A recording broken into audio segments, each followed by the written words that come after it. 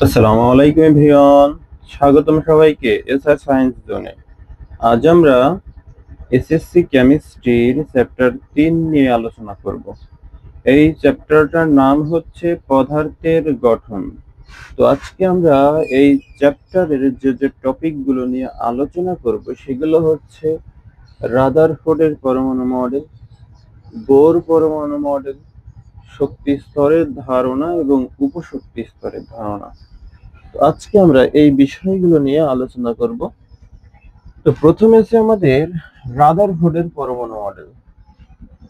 রাদারফোর্ডের পরমাণু মডেল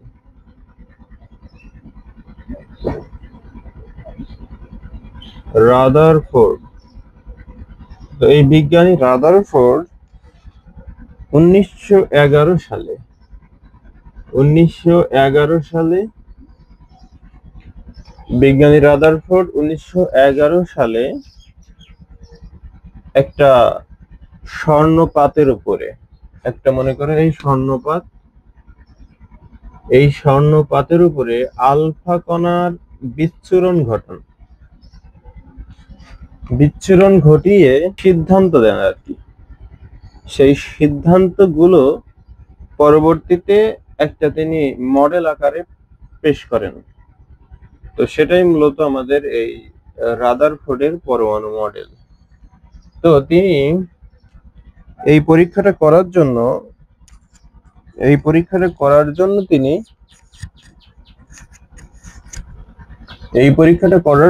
তিনি এই আলফা কণা নিয়েছিলেন, একটা স্বর্ণপাত নিয়েছিলেন, আর হচ্ছে তোমার একটা জিঙ্ক সালফাইড পর্দা নিয়েছিলেন। এইটা হলো মনে করো সেই জিঙ্ক সালফাইড পর্দা। এই জিঙ্ক সালফাইড পর্দা কেন নিয়েছিলেন? কারণ যখন এই আলফা রশ্মি যখন এই স্বর্ণপাত, এটা কিন্তু স্বর্ণপাত, এটা হলো স্বর্ণের পাত, এই স্বর্ণপাতের উপরে যখন আলফা রশ্মির বিচ্ছুরণ ঘটানো হবে, তখন এই দেখা যাবে যে এই স্বর্ণপাত ভেদ করে এই আলফা রশ্মি ভেদ করে চলে যাচ্ছে। তখন কি পরিমাণ ভেদ করছে সেটা বোঝার জন্য আমাদের তো একটা কিছু লাগবে নাকি, সেই জন্য এই জিঙ্ক সালফাইড পর্দাটা এখানে ব্যবহার করা হয়েছে। কারণ এই জিঙ্ক সালফাইড পর্দার উপরে যখন ওই রশ্মিটা ভেদ করে চলে যাবে, তখন একটা প্রতিপ্রভা সৃষ্টি করবে। এইটা একটা প্রতিপ্রভা সৃষ্টি করা পদার্থ, প্রতিপ্রভা সৃষ্টিকারী। এ হলো প্রতিপ্রভা সৃষ্টিকারী জিঙ্ক সালফাইড পর্দা। তার মানে যখন এই আলফা কণা এই স্বর্ণপাতের উপর পতিত হবে, তখন কি পরিমাণ আলোক রশ্মি ভেদ করে চলে যাচ্ছে সেইটা বোঝার জন্য আমাদের এই জিঙ্ক সালফাইড পর্দাটা দরকার হয়েছিল। ঠিক আছে, অর্থাৎ বিজ্ঞানী রাদারফোর্ড এই জিঙ্ক সালফাইড পর্দাটা তখন ব্যবহার করেছিলেন। এবার তিনি যখন এই আলফা কণা কিন্তু একটা তেজস্ক্রিয় রশ্মি, এটা কি রশ্মি জানো? এটা হলো একটা তেজস্ক্রিয় রশ্মি, এটা একটা তেজস্ক্রিয় রশ্মি, এটা একটা। তো এই আলফা রশ্মি তিনি এর উপরে বিচ্ছুরণ করার পরে তিনি দেখেন যে এই যে স্বর্ণপাত না, এটা কিন্তু একটা স্বর্ণপাত, এই স্বর্ণপাতকে 99% যে রশ্মি সেটা কি ভেদ করে চলে যাচ্ছে, 99% রশ্মি এই স্বর্ণপাত ভেদ করে চলে যাচ্ছে, স্বর্ণপাত ভেদ করে 99% কি স্বর্ণপাত ভেদ করে, শুধুমাত্র 1% রশ্মি স্বর্ণপাত ভেদ করে না। ঠিক আছে, তিনি দেখেন যে 99%ই এই যে রশ্মিটা আলফা রশ্মিটা কি করে, সোনার পাতটা ভেদ করে চলে যায় এবং 1% ভেদ করে না। তো তিনি ভাবতেছেন যে আসলে 99% কেন বের হয়ে যাচ্ছে, কারণটা কি? তো তিনি ভেবে ভেবে দেখেন যে নিশ্চয়ই আমরা স্বাভাবিকভাবে কি বুঝি, ভেদ কখন করবে? যখন তার ভেদ করার জায়গা থাকবে তখন তো চলে যাবে, যখন ফাঁকা থাকবে তখনই তো ভেদ করবে। তার মানে তিনি বলেন যে তাহলে নিশ্চয়ই পরমাণুর ওই বেশিরভাগ জায়গায় ফাঁকা, মানে 99% জায়গায় হচ্ছে ফাঁকা, তিনি এটা বলেন। তাহলে তিনি কি বলেন যে এর 99% জায়গায় ফাঁকা, যার কারণে 99% কি আমাদের ওই আলোক রশ্মিটা বা এই আলফা রশ্মিটা কি শূন্যপাত ভেদ করে যাচ্ছে, ফাঁকা না হলে ভেদ করবে না। তাহলে তিনি বলেন কি যে পরমাণুর এই শূন্যপাত কিন্তু একটা পরমাণু, ঠিক আছে, এই পরমাণুর বেশিরভাগ জায়গা ফাঁকা, এটা বলেন তিনি। আরেকটা পরীক্ষা করেন তিনি, এই যে 1% কি হচ্ছে জানো, এরকম সোজাসুজি ভেদ করে চলে যাচ্ছে না, এরা হয় এরকম বেঁকে যাচ্ছে, এদিকে সেরকম ভাবে বেঁকে যাচ্ছে, অথবা বিপরীত দিকে এইভাবে চলে আসছে। তাহলে তিনি একটা কথা চিন্তা করছেন যে আসলে কেন আসলে চলে আসছে, কারণ কি, চলে আসার কারণ কি, এ তো ভেদ করে যেতে পারতো। তার মানে এর কেন্দ্রে নিশ্চয়ই ভারী কিছু আছে, এদের চারিপাশে যেরকম ভারী কিছু ছিল না বলে ভেদ করে গেল, তাহলে এর কেন্দ্রে নিশ্চয়ই ভারী কিছু আছে, যে এই জন্য ভেদটা করতে পারছে না। তো তিনি যখন বললেন যে এর কেন্দ্রে সকল ভর পুঞ্জীভূত, সকল ভর একত্রিত আছে বলে সেটা ঘন আকারে আছে এবং সেটা ভেদ করতে পারছে না, এটা বলেন, ঠিক আছে। তার মানে তিনি বলেন কি, পরমাণুর সমস্ত ভর কেন্দ্রে থাকে, এটা তিনি বলেন। তিনি আরো একটা সিদ্ধান্ত এইটা থেকে দেন, এই 1% আলোক রশ্মি যে বেঁকে যাচ্ছে বা সোজাসুজি চলে আসছে, ভেদ করছে না, তো এইটা তিনি বলেন এ যেহেতু পজিটিভ চার্জ যুক্ত আলফা কণা, সুতরাং এর কেন্দ্রেও পজিটিভ আছে, কেন্দ্রেও কি আছে, কেন্দ্রেও পজিটিভ আছে, না এটা তো বিকর্ষণ করবে না বা বিপরীত দিকে চলে আসবে না। তার মানে নিশ্চয়ই এর কেন্দ্রে কি আছে, পজিটিভ আছে। আমরা কি জানি যে পজিটিভ আর পজিটিভ কি করে, বিকর্ষণ, আমরা জানি কিন্তু এটা। আর একটা মাইনাস আর একটা প্লাস হলে সেটা আকর্ষণ করবে, মানে বিপরীত ধর্মী হলে আকর্ষণ, আর একই হলে সেটা হলো বিকর্ষণ করবে, ঠিক আছে। তার মানে এই যেহেতু আলফা কণা যেহেতু এর বিকর্ষণ করছে, তার মানে তিনি বলেন এর কেন্দ্রে পজিটিভ চার্জ আছে, মানে কেন্দ্রে প্রোটন আছে। তিনি কি বলেন, কেন্দ্রে প্রোটন আছে, কেন্দ্রে ধনাত্মক চার্জ যুক্ত কণিকা আছে, তিনি এইটা বলেন। এবং তিনি বলেন যেহেতু নিউটনের, আমরা জানি যে প্রোটনের চার্জ হচ্ছে পজিটিভ, নিউটনের চার্জ হচ্ছে নেগেটিভ, এই 0, আর ইলেকট্রনের চার্জ হচ্ছে কি, মাইনাস। তো তিনি বলেন যে এই কেন্দ্রে থাকে এই প্রোটন আর এই নিউট্রন, এরা দুইজনের সমষ্টি হয় আমাদের এই ভর, ঠিক আছে। এদের যে দুইটা সমষ্টি সেটাই হচ্ছে আমাদের ভর, অর্থাৎ কেন্দ্রে থাকে প্রোটন এবং নিউট্রন, যার নাম তিনি দেন হচ্ছে নিউক্লিয়াস। তার নাম কি দেন, নিউক্লিয়াস দেন। এবং এর চারিধারে ঘুরতে থাকে হচ্ছে ইলেকট্রন, এ হলো ঘোরে, পরমাণুকে কেন্দ্র করে ঘোরে, এ হলো ঘোরে পরমাণুকে কেন্দ্র করে। এটা তিনি বলেন যে যেহেতু আমাদের এর ভিতরে এর ভিতরে যেহেতু ধনাত্মক চার্জযুক্ত একটা কণিকা আছে, তার মানে এটা প্রোটন, এবং প্রোটনের যদি তুমি একটা জিরো কিছু যোগ করো, অর্থাৎ প্লাসের সাথে জিরো যোগ করলে কি হয়, প্লাসই হয় না। তাই তিনি বলেন যেহেতু আমাদের এই নিউটনটা ঘুরবে না, তার মানে সেও কেন্দ্রে আছে। নিউটন তো ঘুরবে না, ঘুরবে কি, ইলেকট্রন। আর প্রোটনও তো ঘুরবে না, তার মানে এরা দুইজন নিশ্চয়ই কেন্দ্রে আছে। যোগ করলে তো সেই পজিটিভ হচ্ছে, জিরো আর পজিটিভ যোগ করলে তো পজিটিভ হয়, এবং বাইরে কি থাকবে, ইলেকট্রন থাকবে, তিনি এটা বলেন। এবং তিনি আর একটা কাজ করেছিলেন, তাহলে তিনি বলেন কি পরমাণুর বেশিরভাগ জায়গা ফাঁকা, এবং তিনি বলেন সমস্ত ভর কেন্দ্রে পুঞ্জীভূত থাকে, এবং তার নাম দেন তিনি নিউক্লিয়াস, এবং কি বলেন ইলেকট্রন কেন্দ্র করে ঘুরছে। তো তিনি এই ইলেকট্রন ঘুরছে ঠিক আছে, কিন্তু এই ঘূর্ণনের কক্ষপথটা কেমন সেটা বলে দেন নাই। ঠিক আছে, তো তারপরে তিনি এই যে মডেলটা, এই মডেলটা তিনি সৌরজগতের সাথে তুলনা করেছেন। কিভাবে? সূর্য যেমন, সূর্যকে কেন্দ্র করে যেমন যে গ্রহগুলো আছে সেইগুলো কি ঘুরছে না, ক্রমান্বয়ে ঘুরছে, কিন্তু নির্দিষ্ট কক্ষপথে ঘুরছে ওরা। ঠিক একইভাবে ইলেকট্রন গুলো ওই সূর্যকে কেন্দ্র করে ঘোরার মতো ওই পরমাণুকে কেন্দ্র করে ঘুরছে। এটা তিনি বলেন। কিভাবে দেখো, এই ধরে তোমার, এই ধরে সেই আমাদের সূর্য, এটা কি সূর্য? হ্যাঁ, সূর্য এটা। একে কেন্দ্র করে একটা গ্রহ ঘুরছে, মনে করো দুইটা, তিনটা, এভাবে ঘুরছে, গ্রহগুলো ঘুরছে। হ্যাঁ, তো তিনি বলেন এই এদের মতো ইলেকট্রন গুলো, এই পরমাণু, এইটা ধরো পরমাণু কেন্দ্র করে এইভাবে ইলেকট্রন গুলো ঘুরছে। এটা কিন্তু পরমাণু। হ্যাঁ, এটা হলো পরমাণু। এই পরমাণুগুলো কেন্দ্র করে ইলেকট্রন এইভাবে ঘুরছে। এটা বলেন কে?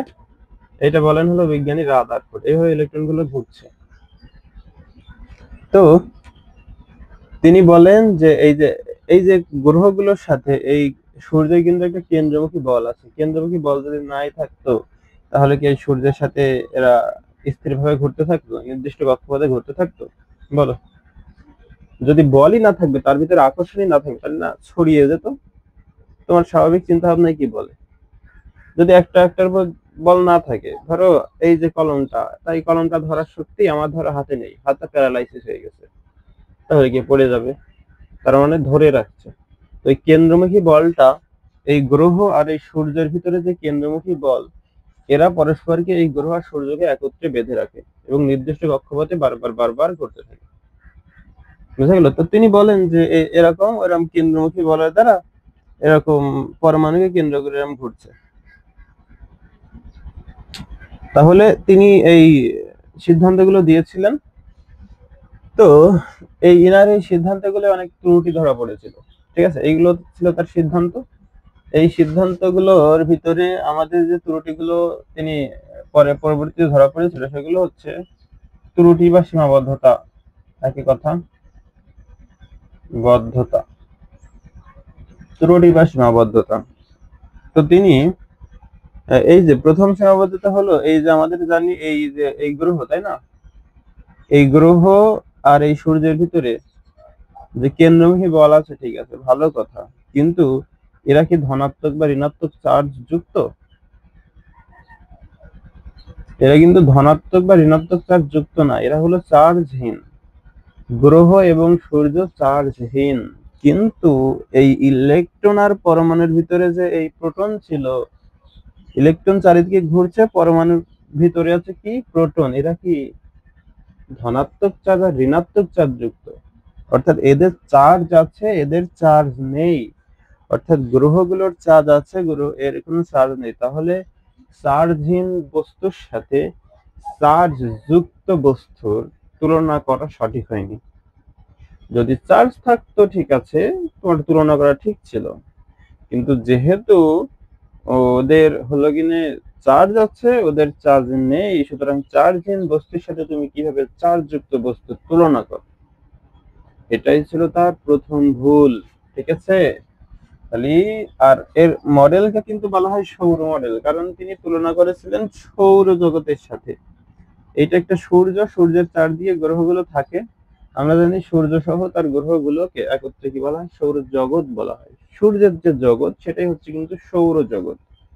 সূর্যের জগৎকেই বলা হয় সৌর জগৎ। তো তাহলে তার প্রথম সীমাবদ্ধতা কি? তিনি সৌর মডেল, সূর্য জগতের সাথে তুলনা করেছেন, এইটা তার প্রথম সীমাবদ্ধতা। তাহলে প্রথম সীমাবদ্ধতা কি? সৌর মডেল। সৌর মডেল, এটা তার প্রথম সীমাবদ্ধতা, কারণ কি সূর্যের সাথে তুলনা করেছে। দ্বিতীয় সীমাবদ্ধতা কি? দ্বিতীয় সীমাবদ্ধতা হলো এই যে ইলেকট্রন গুলো যে ক্রমান্বয়ে ঘুরছে, কিন্তু সেই কক্ষপথ গুলো কি নির্দিষ্ট নাকি অনির্দিষ্ট, সেটা তিনি বলেননি। তিনি যে নির্দিষ্ট একটা কক্ষপথে ঘোরে ইলেকট্রন গুলো, এটা বলেননি। ঠিক আছে, তাহলে দ্বিতীয় হলো কক্ষপথের আকার। কক্ষপথের আকার, কক্ষপথের আকার সম্পর্কে তিনি কোনো ধারণাই দেননি। সেই জন্য আমাদের এটা হলো তার দ্বিতীয় সীমাবদ্ধতা। ঠিক আছে, এবার ম্যাক্সওয়েল, বিজ্ঞানী ম্যাক্সওয়েল কি বলছে জানো? ম্যাক্সওয়েল বলছে সেই ইলেকট্রন গুলো যদি পরমাণুকে কেন্দ্র করে এরকম ক্রমান্বয়ে ঘুরতেই থাকে ঘুরতেই থাকে ঘুরতেই থাকে, একসময় সে ক্লান্ত হবে। ক্লান্ত হতে হতে সে তার শক্তি আস্তে আস্তে হারাতে হারাতে হারাতে হারাতে হারাতে একসময় এই পরমাণুতেই পরিণত হবে। কি বলছে? এই ধরো এইটার চিন্তা করো, এইটা আস্তে আস্তে শক্তি হারিয়ে, ইলেকট্রনের শক্তি হারিয়ে আস্তে আস্তে আস্তে আস্তে আস্তে আস্তে কি হবে, এই যে পরমাণু আছে পরমাণুতে পরিণত হবে। এটা কি কখনো সম্ভব? কখনো ইলেকট্রন কি ওই কেন্দ্রে আসবে? সম্ভব? কেন্দ্রে আসবে? সেটা চারিদিকে ঘুরবে। এটাই তো ইলেকট্রনের ধর্ম, যে ইলেকট্রন গুলো চারিদিকে ঘুরবে। এই ধরো পরমাণু, এই পরমাণুর চারিদিকে ঘুরবে ইলেকট্রন গুলো এভাবে। ঠিক আছে, এভাবে ঘুরবে চারিদিকে। কিন্তু যদি ঘুরতে ঘুরতে ঘুরতে ঘুরতে এই পরমাণুর কেন্দ্রে চলে আসে তাহলে তো হলো না। এটা কিন্তু পরমাণুর কেন্দ্র, এটা কি পরমাণুর কেন্দ্র। তো যদি ঘুরতে ঘুরতে, এই দেখো ঘুরছে, এখানে ঘুরতে ঘুরতে পরমাণুর কেন্দ্রে চলে এসে, পরমাণুর কেন্দ্রে যখন ইলেকট্রন আসে, পরমাণুর কেন্দ্রে না আসে তো প্রোটন আর নিউট্রন থাকে। পরমাণুর কেন্দ্রে তো তোমার ওই কি বলে, এই হলো ইলেকট্রন আর নিউট্রন নেই, সরি ইলেকট্রন নেই পরমাণুর কেন্দ্রে। তাহলে কিভাবে কেন্দ্রে চলে আসে বলো আমাদের? তাহলে এটা ছিল তার তৃতীয় সীমাবদ্ধতা ম্যাক্সওয়েলের তত্ত্ব অনুসারে। ঠিক আছে, ম্যাক্সওয়েলের তত্ত্ব অনুসারে তার এইটাও একটা সীমাবদ্ধতা। ম্যাক্সওয়েল, তাহলে ম্যাক্সওয়েলের তত্ত্ব অনুসারে তার এইটাও হলো ভুল একটা সীমাবদ্ধতা ছিল। তো তিনি মূলত এই সিদ্ধান্তগুলোই দিয়েছিলেন, এবং তার আরো অনেক সীমাবদ্ধতা আছে, যেমন তিনি কোনো বর্ণালী সম্পর্কে ধারণা দিতে পারেননি। ঠিক আছে, ইলেকট্রনের শোষণ বিকিরণ হলে কি হয় সেটা সম্পর্কে ধারণা দিতে পারেননি। হয়তো তিনি সেইগুলো গবেষণা করেননি, তবে যেগুলো করেছেন তার ভিতরে সীমাবদ্ধতা এইগুলোই। ঠিক আছে, এবার আমাদের তারপরে আসছে বোর পরমাণু মডেল।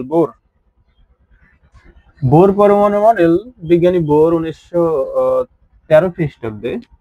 ঠিক আছে, এবার আমরা যদি বোর পরমাণু মডেলটা নিয়ে আলোচনা করি, এতক্ষণ পর্যন্ত আমরা আলোচনা করলাম রাদারফোর্ডের পরমাণু মডেল। এবারে যদি আমরা বোর পরমাণু মডেলটা নিয়ে একটু আলোচনা করি। বোর পরমাণু মডেল, বোর পরমাণু মডেল।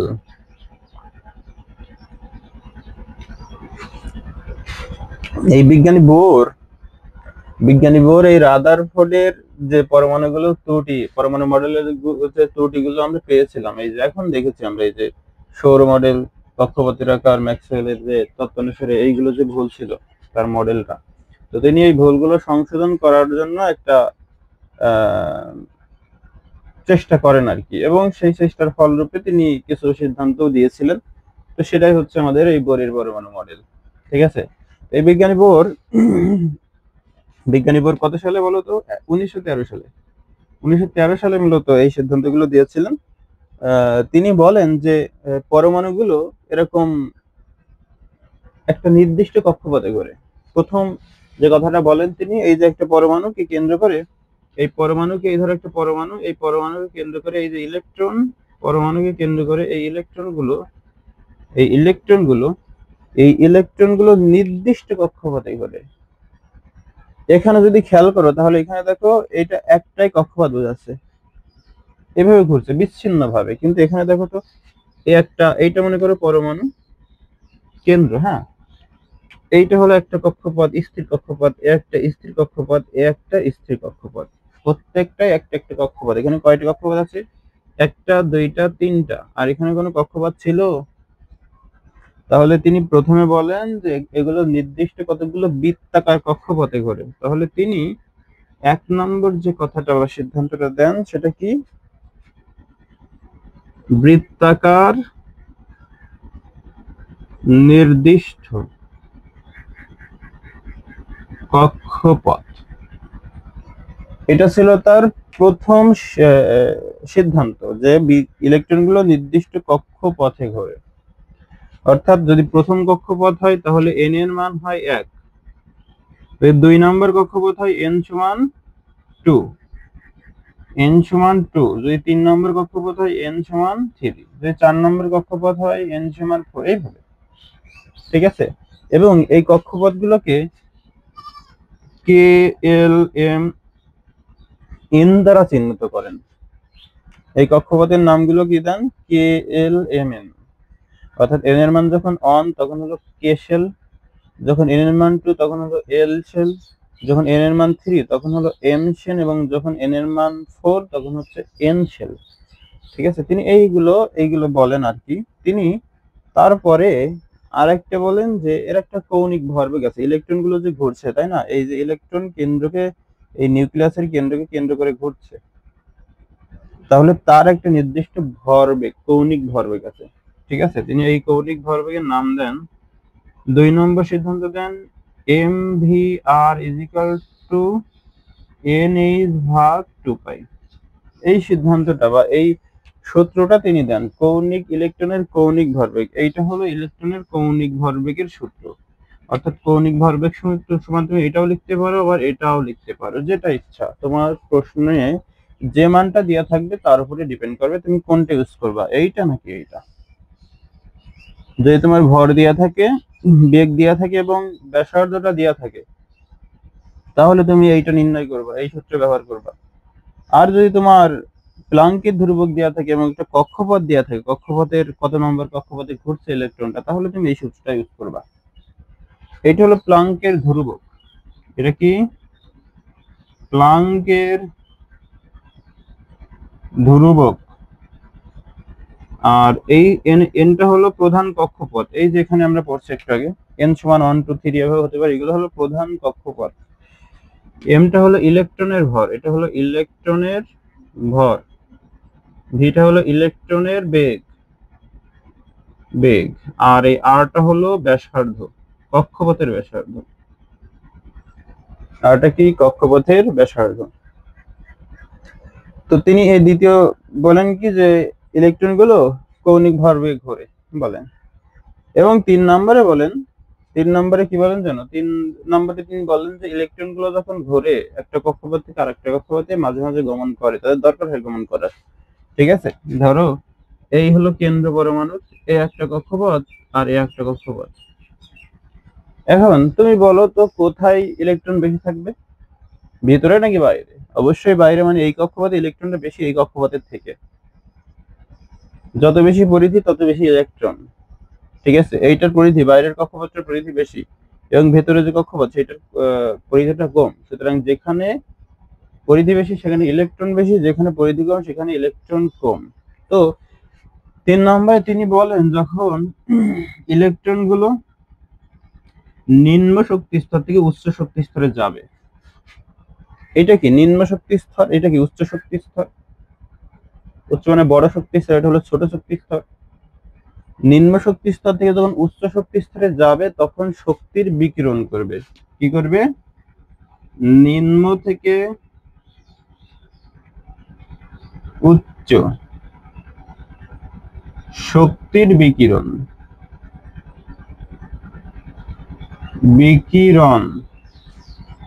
আর যদি তোমার এই উচ্চ থেকে নিম্নে যায়, ধরো এখান থেকে এখানে যাচ্ছে, বা তোমার এই এই উচ্চ থেকে বা নিম্নে যাচ্ছে, ধরো এটা ছিল উচ্চ কক্ষপথ, এটা হলো নিম্ন কক্ষপথ, বা উচ্চ শক্তির কক্ষপথ, নিম্ন শক্তির কক্ষপথ। তো উচ্চ শক্তির কক্ষপথ থেকে যখন নিম্ন শক্তির কক্ষপথে যাবে তখন শক্তির এর উল্টাটা ঘটবে। এখানে ঘটছিল বিকিরণ, তাহলে এখানে কি ঘটবে?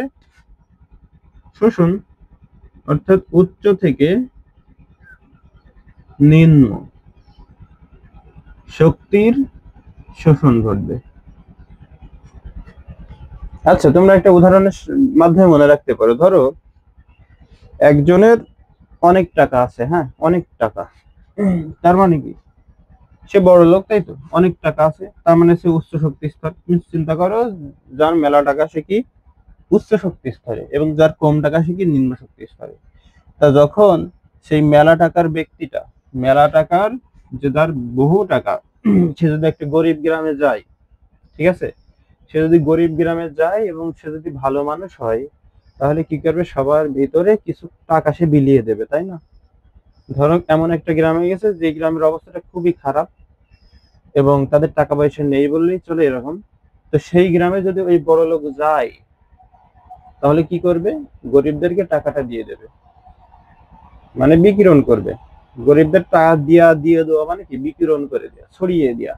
বিকিরণ মানে কিন্তু ছড়িয়ে পড়া, ঠিক আছে। তো ওই বিকিরণ করে দেবে মানে ছড়িয়ে দেবে গরিবদেরকে, বড়লোক টাকা। তার মানে তুমি মনে রাখো, এই যে উচ্চ শক্তি স্তর, তাহলে নিম্ন শক্তি স্তরে যখন যাবে, উচ্চ শক্তি স্তর থেকে যখন নিম্ন শক্তি স্তরে যাবে, তখন শক্তির উচ্চ থেকে নিম্নে যখন যাবে, তখন শক্তির বিকিরণ হবে। সরি, এটা বিকিরণ আর এটা হলো শোষণ। বিকিরণ আর এটা হলো শোষণ। তাহলে তুমি কল্পনা করো, এই যে বড়লোক উচ্চ থেকে যখন নিম্নে যাবে তখন কি করবে, বিকিরণ করে দেবে।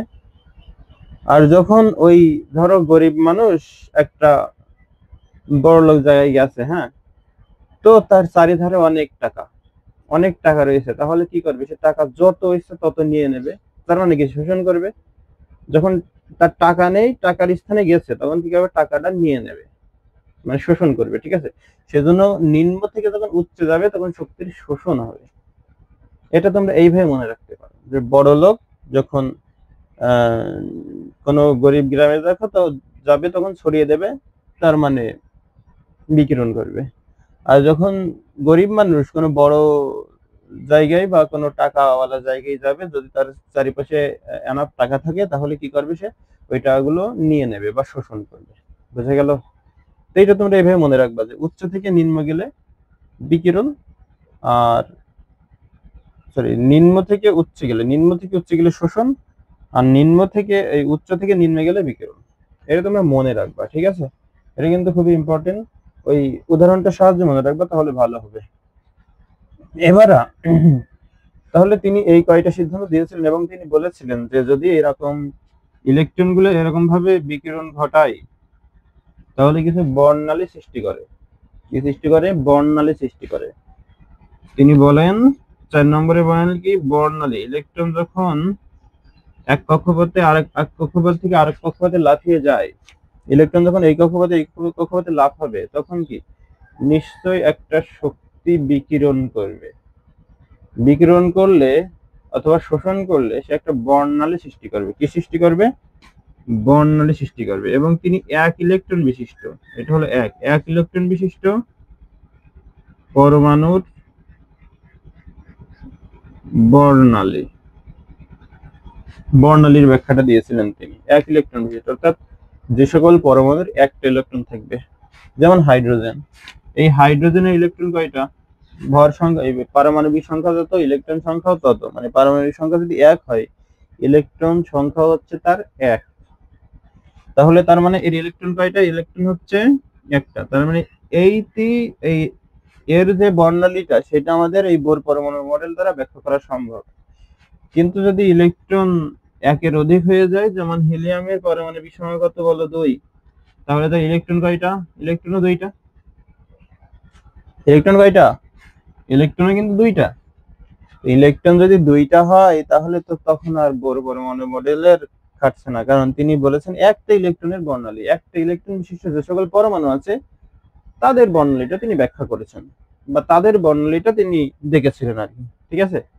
এবং তিনি বলেছিলেন একটি মাত্র বর্ণালী সৃষ্টি হবে, এক ইলেকট্রন বিশিষ্ট এবং একটি বর্ণালী, এক ইলেকট্রন বিশিষ্ট একটি বর্ণালী, এক বর্ণালী, ঠিক আছে।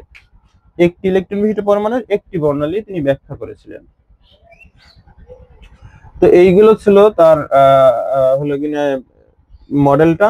এবার মডেলের কিছু সীমাবদ্ধতা ধরা পড়েছিল। কি কি সীমাবদ্ধতা একটু দেখো। তো তিনি প্রথমে বলেছিলেন বৃত্তাকার নির্দিষ্ট কক্ষপথ। পরবর্তীতে দেখা গেছে শুধু বৃত্তাকার না, উপবৃত্তাকার কক্ষপথেও ঘোরে। তাহলে এর সীমাবদ্ধতা, প্রথম সীমাবদ্ধতা কি? বোরের সীমাবদ্ধতা। বোরের সীমা, প্রথম সীমা কি ছিল? প্রথম সীমা ছিল উপবৃত্তাকার কক্ষপথেও ঘোরে। উপবৃত্তাকার,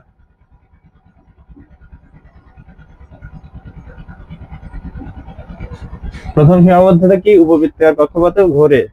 দেখা যায় প্রথম সীমাবদ্ধতা। দ্বিতীয় সীমাবদ্ধতা কি জানো? দ্বিতীয় সীমাবদ্ধতা হচ্ছে তিনি বলেছেন যে ইলেকট্রন গুলো যখন উচ্চ শক্তি স্তর থেকে নিম্ন শক্তি স্তরে যাবে, তখন শক্তির শোষণ এবং বিকিরণ করবে। ভালো কথা। তো এই শক্তির শোষণ এবং বিকিরণ করার ফলে কি বলেছেন, যে বর্ণালী সৃষ্টি হবে। কি সৃষ্টি হবে বলেছেন? বর্ণালী সৃষ্টি হবে। তো ভালো কথা। বর্ণালী সৃষ্টি হওয়ার ক্ষেত্রে তিনি বলেছেন শুধুমাত্র এই যে যারা এক ইলেকট্রন বিশিষ্ট, যারা শুধুমাত্র একটা ইলেকট্রন যাদের আছে তাদের ক্ষেত্রে শুধুমাত্র এই বর্ণালীটি ব্যাখ্যা করা যাবে বোর পরমাণু মডেল দ্বারা। যে ইলেকট্রন দুইটা অথবা তিনটা অথবা চারটা এইভাবে একের অধিক যখন ইলেকট্রন হয়ে যাবে তখন আর বোর পরমাণু মডেল ওই ইলেকট্রনের বর্ণালী ব্যাখ্যা করতে পারবে না। ঠিক আছে, এই এত ইলেকট্রন বিশিষ্ট বর্ণালী, এই ইলেকট্রন বিশিষ্ট বর্ণালী সে ব্যাখ্যা করতে পারে না। মানে রাদার এই বিজ্ঞানী বোরের যে পরমাণু মডেল সেটা দুইটা ইলেকট্রন, তিনটা ইলেকট্রন, চারটা ইলেকট্রন যে বর্ণালী সেটা ব্যাখ্যা করতে পারে না। এবং আরেকটা বিষয় হচ্ছে তিনি যে বর্ণালীর ব্যাখ্যা দেন, ভালো কথা, সেই বর্ণালীর ব্যাখ্যা শুধুমাত্র এক ইলেকট্রন বিশিষ্ট পরমাণুর একটি বর্ণালী, তাই না? 3 নম্বর হচ্ছে একটি বর্ণালী হচ্ছে তার 3 নম্বরটা। কেন একটি বর্ণালী? কেন? পরবর্তীতে দেখা গেছে যে একটা না, একের অধিক, ঠিক আছে, ক্ষুদ্র ক্ষুদ্র ক্ষুদ্র ক্ষুদ্র ক্ষুদ্র ক্ষুদ্র এরকম একের অধিক এরকম বর্ণালী পাওয়া গেছে। একটা না, একের অধিক, অসংখ্য, ঠিক আছে, এরকম ক্ষুদ্র ক্ষুদ্র ক্ষুদ্র ক্ষুদ্র ক্ষুদ্র ক্ষুদ্র বর্ণালী পাওয়া গেছে, সূক্ষ্ম সূক্ষ্ম সূক্ষ্ম সূক্ষ্ম রেখা, ঠিক আছে, বর্ণালী পাওয়া গিয়েছে। তো এই ছিল তার মডেলের সীমাবদ্ধতা গুলো। এবার আমাদের মোটামুটি এই ছিল রাদারফোর্ড এবং বোর পরমাণু মডেলের যে খুঁটিনাটি বিষয়গুলো সেগুলো। এবার আমাদের আসছে তোমার ওই যে কি শক্তি স্তরের ধারণা। তাহলে শক্তি স্তরটা কি আসলে? এই যে এখানে আমরা যদি দেখি তো শক্তি স্তর কিন্তু একটা শক্তি স্তর, একটা শক্তি স্তর, একটা শক্তি স্তর, এই প্রত্যেকটাই একটা একটা কি শক্তি স্তর, প্রত্যেকটাই কি এক একটা শক্তি স্তর। তার মানে এটা হলো প্রথম শক্তি স্তর, এটা দ্বিতীয় শক্তি স্তর, এটা তৃতীয় শক্তি স্তর, যদি আরো একটা দিই তাহলে এটা হলো চতুর্থ শক্তি স্তর, যদি আরো দিই পঞ্চম শক্তি স্তর, এভাবে। তাহলে যখন এটা প্রথম শক্তি স্তর মানে এন এর মান 1, এন এর মান 1 মানে কোন শেল? কে শেল। তার মানে এর নাম হলো কে, এর নাম হলো এল, এর নাম হলো এম, এর নাম হলো এল, কে এল এম এন, ঠিক আছে। অর্থাৎ এই প্রত্যেকটা কক্ষপথের একটা একটা নাম আছে। প্রথম কক্ষপথের নাম কে, দ্বিতীয় কক্ষপথের নাম এল, তৃতীয় কক্ষপথের নাম এম এবং চতুর্থ কক্ষপথের নাম হচ্ছে এন। এই কক্ষপথগুলোতে আবার ইলেকট্রন ধারণ ক্ষমতা আছে। যেমন তুমি যদি এইটার মানে প্রধান যে, এটা কিন্তু প্রধান প্রধান কক্ষপথ, ঠিক আছে, এটা একটা প্রধান কক্ষপথ, প্রথম প্রধান কক্ষপথ, এটা হলো দ্বিতীয় প্রধান কক্ষপথ, এটা তৃতীয় প্রধান কক্ষপথ, এটা চতুর্থ প্রধান কক্ষপথ, ঠিক আছে। এই প্রত্যেকটা কক্ষপথেই ইলেকট্রন ধারণ ক্ষমতা আছে। অর্থাৎ প্রত্যেকটা এক একটা কক্ষপথে কয়টা করে ইলেকট্রন ধরে সেটার একটা সূত্র আছে। সেই সূত্রটা হচ্ছে 2n²। সূত্রটা কি? 2n², যেখানে এই n হলো শক্তি স্তর সংখ্যা, অর্থাৎ কত নম্বর শক্তি স্তরের তুমি ইলেকট্রনটা হিসাব করবা, ঠিক আছে। তাহলে যদি আমরা এর 1 নম্বর কক্ষপথের ইলেকট্রনটার হিসাব করি, আমরা কিন্তু শক্তি স্তর সম্পর্কে আলোচনা করছি এখন। শক্তি স্তর, হ্যাঁ, শক্তি স্তর সম্পর্কে আলোচনা করার জন্য আমাদের এইটা লাগবে। তো দেখো এখানে যখন আমরা প্রথম শক্তি স্তর নিয়ে আলোচনা করবো, মানে 1 নম্বর শক্তি স্তরে কয়টা ইলেকট্রন আছে, তখন এন এর মান কত? 1। 1 নম্বর কক্ষপথ মানে এন এর মান 1। তার মানে এন এর মান যদি 1 হয় তাহলে আমরা লিখব 2 × 1², মানে কয়টা? 1 এর স্কয়ার করলে 1 হয়, তার সাথে 2 গুণ করলে 2 ওকে 2 হয়, তার মানে 2টি ইলেকট্রন আছে কয় নম্বর কক্ষপথে? প্রথম কক্ষপথে, মানে কে শেলে, ঠিক আছে। এবার যদি এল শেলের কথা ভাবো, এল শেল, তো এল শেলে কয়টা ধরবে? মানে এন এর মান তখন হয়ে যাবে 2, তার মানে 2 × 2² মানে কত? 8টা। যখন হয়ে যাবে তোমার এম, তখন কি হবে? 2 × 3², তার মানে 2 তার মানে এখানে হচ্ছে 18টা। এবং আরেকটা হচ্ছে কোন শেল? N shell. এন শেলে কি হবে বলো? 2 × 4² মানে 32টা। তার মানে যখন n এর মান 1 তখন ইলেকট্রন ধরবে 2টা কক্ষপথে, মানে প্রথম কক্ষপথে ইলেকট্রন ধরে 2টা, দ্বিতীয় কক্ষপথে ইলেকট্রন ধরে 8টা, তৃতীয় কক্ষপথে ইলেকট্রন ধরে 18টা এবং চতুর্থ কক্ষপথে ইলেকট্রন ধরে 32টা। তো এই নিয়মে একটা ইলেকট্রন বিন্যাস হয়, সেটা কিরকম, সেটা হলো এরকম। এটা আগে ছিল, এখন আর নেই। 2 8 এরকম। অর্থাৎ প্রথম কক্ষপথে কয়টা? 2টা, দ্বিতীয় কক্ষপথে 8টা, তৃতীয় কক্ষপথে 18টা এবং চতুর্থ কক্ষপথে কয়টা? 32টা। ঠিক আছে, এইটা ঠিক আছে, কিন্তু এই কাউন্টেবলটা ঠিক আছে। এই যে এখানে কাউন্ট করেছে না, এই কাউন্টটা ঠিক আছে, প্রথম কক্ষপথে ধরবে, কিন্তু বিন্যাসটা এভাবে করলে হবে না। আমরা মৌলের যে বিভিন্ন ধর্ম আছে সেই ধর্মগুলো ব্যাখ্যা করতে পারবো না যদি আমরা এইভাবে ইলেকট্রন বিন্যাসটা করি। সেটা আমরা চতুর্থ অধ্যায়ে শিখবো। ঠিক আছে, এই অধ্যায়ে আমরা সর্বোচ্চ ইলেকট্রন বিন্যাস পর্যন্ত আছে, হ্যাঁ, তো সেই পর্যন্তই করব। তো দেখো, এই যে প্রথম কক্ষপথে 2টা থাকে, এইটা ঠিক আছে, এইটাও ঠিক আছে, এটাও ঠিক আছে, এটাও ঠিক আছে। ঠিক আছে, প্রথম কক্ষপথে 2টাই ধরবে, তার বেশি একটাও ধরবে না। দ্বিতীয় কক্ষপথে 8টা ধরবে, তৃতীয় কক্ষপথে কয়টা ধরবে? 18টা, এবং চতুর্থ কক্ষপথে ধরবে হলো 32টা। তাহলে এটা ছিল আমাদের শক্তি স্তর। এবার যদি উপশক্তি স্তরে, সেই উপশক্তি স্তরটাই হলো আমাদের ইলেকট্রন বিন্যাসে কাজে লাগে, এইটা না। তাহলে উপশক্তি স্তরকে উপশক্তি স্তর, উপশক্তি স্তর মানে কি বলো? উপ মানে কি? ছোট, মানে শক্তি স্তর আবার কতগুলো স্তরে বিভক্ত, সেইগুলো বলা হয় উপশক্তি স্তর।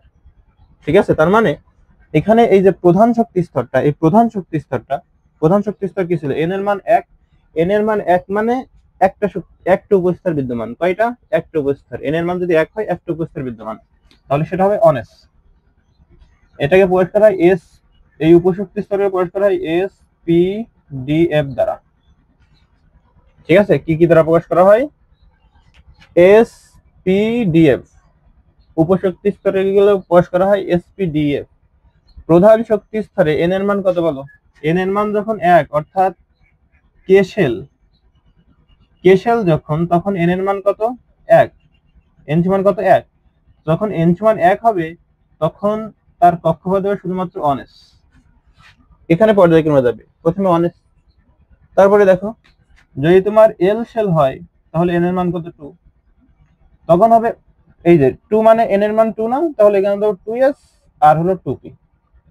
তার মানে প্রথমে যখন এন এর মান 1 ছিল, তখন ছিল এস, আর যখন এন এর মান 2, তখন এস আর পি।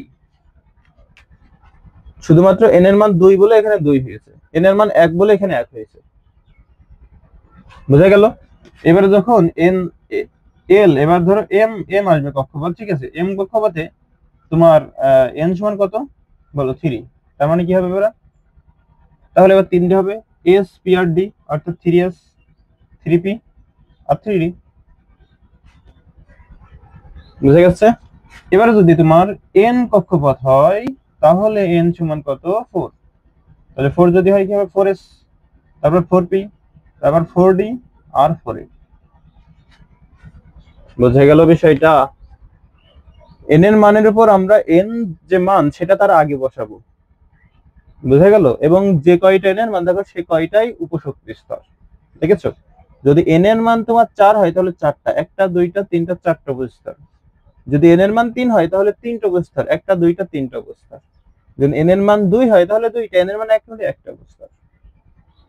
এটা মনে রাখতে হবে, কিন্তু এটা মনে রাখার একটা টেকনিক হিসেবে তোমরা মনে রাখতে পারো। ঠিক আছে, তো এই ছিল আমাদের উপস্তর সম্পর্কে মোটামুটি ধারণা। তো এখন এই কোন উপস্তরে কয়টা ইলেকট্রন থাকবে? ধরো এই এস উপস্তর আছে, তারপর পি উপস্তর আছে, ডি উপস্তর আছে, এফ উপস্তর আছে। এই প্রত্যেকটা উপস্তরেও কিন্তু আবার ইলেকট্রনের ধারণ ক্ষমতা আছে। এসে কয়টা? যেমন এখানে এই যে প্রথম কক্ষপথে কয়টা ধরেছিল? 2টা ধরেছিল না? ওটা তো কক্ষপথ ছিল, আর এটা হলো উপকক্ষপথ, উপস্তর। তো উপস্তরেও এরকম কয়টা করে ইলেকট্রন ধরবে, সেটাও নির্ণয়ের একটা সূত্র দিয়েছিল বিজ্ঞানীরা। এই সূত্রটা কি? সেই সূত্রটা হচ্ছে 2 × 12 + 1। সূত্রটা কি? এখানে যেরকম শক্তি স্তরের ইলেকট্রন ধারণ ক্ষমতা ছিল 2n², এখানে ইলেকট্রন ধারণ ক্ষমতা হচ্ছে 2 × 12 + 1। তো এখানে একটা জিনিস মনে রাখতে হবে, সেটা হচ্ছে এই এল এর মানটা কখন কি হবে। এল এর মান যদি এস কক্ষপথে এস উপস্তরে নির্ণয় করো, তাহলে এল এর মান হচ্ছে তোমার 0। যদি পি কক্ষপথে নির্ণয় করো, তাহলে এল এর মান হচ্ছে 1।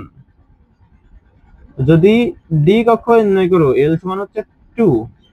এবং যদি এফ এ নির্ণয় করো, তাহলে এল এর মান হচ্ছে 3।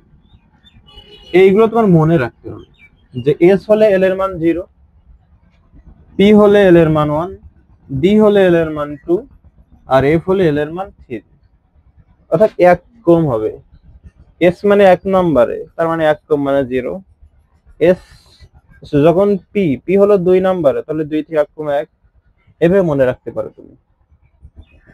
তো তুমি ধরো এই এস উপস্তরে ইলেকট্রন সংখ্যা, এস এ ইলেকট্রন সংখ্যা, ঠিক আছে। সূত্র কি? 2 × 12 + 1, তাহলে 2 × এল এর মান কত? 0 + 1, তাহলে এটা করলে কত হয়? 2 হয়। দেখো 2 0 0, তার সাথে যদি 1 যোগ করো, তাহলে 1, 1 এর সাথে 2 গুণ করলে 2টা। তার মানে এস এ কয়টা ইলেকট্রন থাকে? এস উপস্তরে থাকে 2টা ইলেকট্রন। এবার আসে পি এ ইলেকট্রন সংখ্যা। পি এ কয়টা হবে বলো? পি এ 2 × 1 + 1, তার মানে দেখো 6টা। গুণ করে দেখো, 2 1 2 আর 1 3, 3 2 6। তার মানে আমাদের পি অরবিটালে যে ইলেকট্রন সংখ্যা সেটা হলো 6টা। এবারে যদি তুমি কিউ তে হিসাব করো, ডি তে, ডি এ ইলেকট্রন কয়টা হবে বলে? 2 × 2 + 1, তার মানে হচ্ছে 2 2 4, 4 আর 1 5, 5 2 10টা। 10টা ইলেকট্রন হচ্ছে। এবং যদি এফ এ নির্ণয় করো, এফ এ ইলেকট্রন হবে 2 × 3 + 1, 3 2 6, 6 মানে 7 2 14টা হয় ইলেকট্রন। ঠিক আছে, কয়টা হয়? 14টা। কারণ দেখো 3 2 6, 6 আর 1 7, 7 2 14। তাহলে আমাদের এফ উপস্তরে ধরবে 14টা ইলেকট্রন, ডি উপস্তরে 10টা, পি উপস্তরে 6টা, এবং এস উপস্তরে হলো 2টা ইলেকট্রন ধরবে। তো এইটা নির্ণয়ের জন্য যে সূত্র, সেটা তো আমাদের দিয়ে দিয়েছি। এবার আমাদের আরেকটা বিষয় আজকে আলোচনা করবো, সেগুলো হলো শক্তির যে মানে এই যে তুমি এস লিখেছো, পি লিখেছো, তারপরে ডি লিখেছো, এফ লিখেছো, এই শক্তি স্তরগুলোর শক্তি কেমন, মানে কার শক্তিটা কতটুকু। মনে রাখতে হবে, ইলেকট্রন সবসময় নিম্ন শক্তি স্তর পূর্ণ করে উচ্চ শক্তি স্তরে যায়। কি মনে রাখতে হবে? ইলেকট্রন সমূহ নিম্ন শক্তি স্তর পূর্ণ করে উচ্চ শক্তি স্তরে যায়। মানে যার শক্তি কম, যে অরবিটালের শক্তিটা কম, সেই অরবিটালটা আগে পূর্ণ করবে ইলেকট্রন।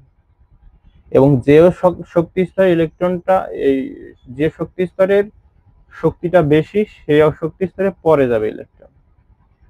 ঠিক আছে, মানে এর বিষয়টা কেমন জানো? বিষয়টা হচ্ছে, ধরো প্রথমে একটা ইলেকট্রন ধরো আছে, হ্যাঁ, তো ইলেকট্রনটা প্রথমে তো শক্তি নেই, তাই না?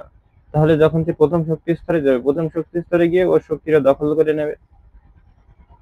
নেওয়ার পরে কি একটু ইলেকট্রনটা কি একটু শক্তিশালী হবে না? শক্তিশালী হয়ে তারপর কি করবে? আবার যে হলো তোমার উচ্চ শক্তি যে আছে, তার দিকে যাওয়ার চেষ্টা করবে। যখন ওর শক্তি সমান হয়ে যাবে, আরো উচ্চ লেভেলে যাওয়ার চেষ্টা করবে। এইভাবে কিন্তু আসলে শক্তির যে ইলেকট্রন গুলো, সেইগুলো এরকম ভাবে ক্রমান্বয়ে নিম্ন থেকে উচ্চ শক্তি স্তরে যায়। ঠিক আছে, তো সেইটা একটু সংক্ষেপে আলোচনা করবো আমরা।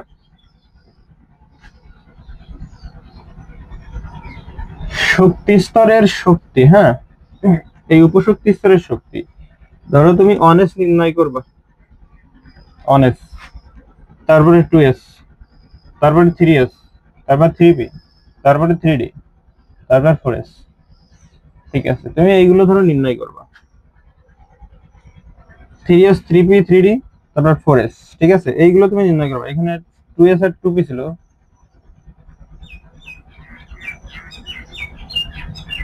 2p আছে, হ্যাঁ, 2p, তারপর হচ্ছে 3s, 1s, 2s, 2p, 3s, 3p, 3d, 4h। ওকে, এই পর্যায়টা যদি তুমি মনে রাখো তাহলে 30 পর্যন্ত মৌলের তুমি ইলেকট্রন বিন্যাস পারবা। 30 পর্যন্ত কোন পর্যায়টা বলেছে? এই পর্যায়, অর্থাৎ অনেস, তারপর টুয়েস, অনেস, তারপর কি থাকবে? 2 মানে কয়টা? 2টা থাকবে, মানে টুয়েস আর টুপি। তাহলে দেখো 2টা, অনেক কয়টা থাকবে? একটা, মানে অনেস। টুতে থাকবে 2টা, তার মানে এস আর পি, মানে প্রথম থেকে যাবে এস আর পি। তিনে থাকবে কয়টা? 3টা। দেখো এস পি আর ডি 3টা আছে না? আছে না? আছে কিন্তু এস পি আর ডি। আর শেষে কি দিয়েছি আমরা? 4s, তাই না? এটা কি 4s? তাহলে এখন যখন আমরা 4 নম্বরে নির্ণয় করব, 4 নম্বরে কয়টা থাকবে? অবশ্যই 4টা থাকবে। তো তারপরে ছিল মনে করো, আমরা দেইনি, শুধুমাত্র 4s টা দিয়েছি। তাহলে কি বললাম? এটা তুমি এইভাবে মনে রাখতে পারো, যেহেতু আমরা 1 নম্বরে, তার মানে একটা থাকবে। এটা তো 2, তাহলে 2 যুক্ত কয়টা থাকবে? 2টা থাকবে। এটা তো 3, তাহলে 3 যুক্ত কয়টা থাকবে? 3টা থাকবে। দেখো 3 যুক্ত কিনা এটা?